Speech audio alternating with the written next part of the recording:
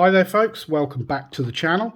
Today we will be doing the full review on this, which is the Seiko SRP 605K2, the baby blue monster. I've already done an unboxing on this a few videos ago, so if you want to check that out, go and have a look and you will find it in there. But this is the full review. I've had a few people kind of chasing me up saying where's the review for this, so here we go. We have a case size of 44mm, including the crown. We are at 47.5.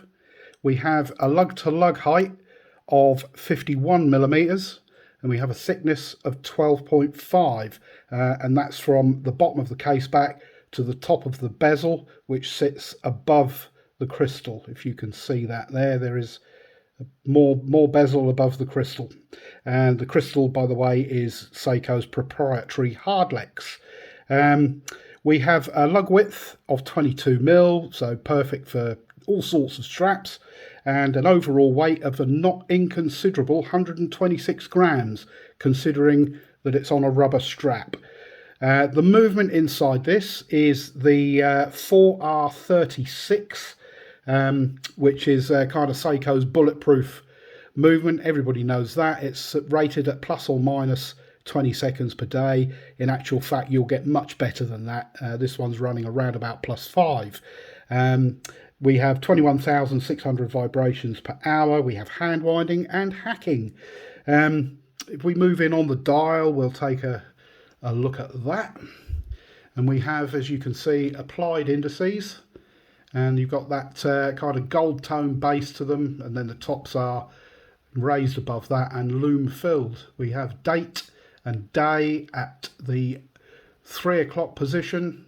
We've got circular indices, batten indices at the 6 and the 9, and an inverted triangle at 12. Just below the inverted triangle, we've got the Seiko logo, which is applied. We've got the 5 shield, which is the older style 5 shield, which is also applied. And then under there, written in red text, is the word sports. Then down at the 6 o'clock, we've got automatic, 24 joules, 100 meters, which is your water resistance. The case on this watch is all 316L stainless steel, pretty much mostly polished, unsigned crown, polished sides. You've got this little bit of a recess and shape up here. The only brushed surface is right at the top of the lug, which is this little section here.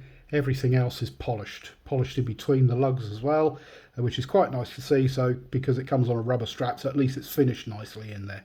And exactly the same on the other side of the watch. So lots of high polish on this one, and it is, because of that, it's a fingerprint magnet. And this blue bezel, which is in stainless steel as well, which is PVD coated in that very shiny blue, which catches the light really nicely, especially outside, you know, mixed in with that that kind of gilt style indices. Really does pop nicely. The handset on this is also finished in gold.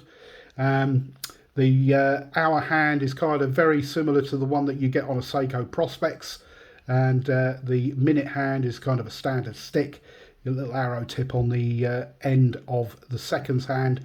No lollipop at the far end, just the kind of the wider part of a triangle as kind of the counterbalance. The bezel on this is 120 click. We'll just zoom out again, and it is actually, I don't know, this quite often Seikos tend to be quite tight and quite spongy. This one, on the other hand, I'll be quiet a moment. Don't know if you can hear that.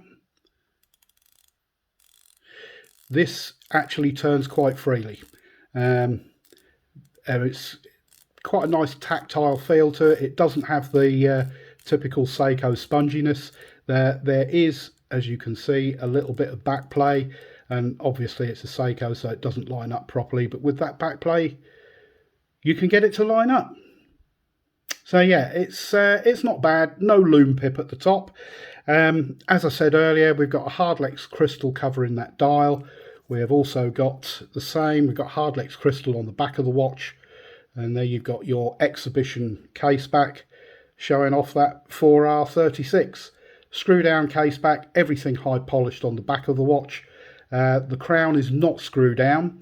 We do have hand winding, and it's actually quite, I wouldn't say it's the easiest thing to get to when you're winding it by hand, because the bottom of the crown is kind of flush with the bottom of the crown guards, so you've only got the top. What I found myself doing is kind of pushing it with the top of my thumb if I'm going to hand wind it.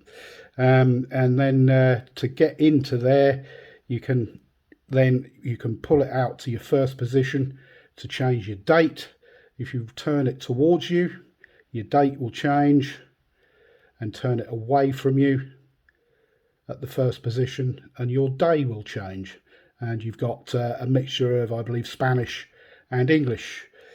Pull it out to the second position, the second hand stops because we have hacking, and then you can set your time. Turn it away from you to go forward and the other way to go back. But yeah, going back, wouldn't recommend that particularly. Always set your time going forwards. So yeah, push-pull crown, no screw down. It's got decent knurling on it, so yeah, it's quite good, easy to grip, to get hold of. The strap, this is the strap that came with it, which is a kind of standard Seiko rubber strap. It is quite hard and stiff in comparison to what you get on the Prospects line of monsters, which is a softer silicone, but it's okay. It's nice and long. This one would probably actually fit up to, I reckon, probably a 9-inch wrist quite easily. Yeah, it is quite long. And at the other end, you've got this double sliding keeper, which is all connected at the back, so it's a double keeper in one, and a stainless steel brushed on the top there with your Seiko logo, and your tang buckle, knocking the camera, which sits into that recess there. It's actually quite comfortable, considering it is quite, it's not silicone, it is definitely rubber, but yeah, it's okay. But yeah, like I said, 22mm lug width there, so yeah, there's plenty of straps out there if you wanted to change them over. As I said, 100 meters water resistant, which for everyday use is absolutely fine, because it's going to be okay if you're showering, washing your hands, or even going swimming, or some light sort of snorkeling or something like that, but definitely not a dive watch, which is kind of what these Seiko5s are. They're a little bit of a trade-off in some ways, but I think it's actually quite a good looking watch. It's as a daily wear and as a kind of a budget price, if you like, automatic watch. I think they're great. The price for these, I mean, they vary. I've seen them for around about 199. I believe that currently you can pick them up at, I think it's at the watch shop where you can pick them up for about 129. So yeah, I think there's plenty of value to be had in this. Loom wise, we have some fantastic Seiko loom. I'm just going to give it a charge up, and it is not dark in here, I'm afraid, so but I will drop the light anyway, but it's not fully dark because I'm filming this in daytime, not nighttime.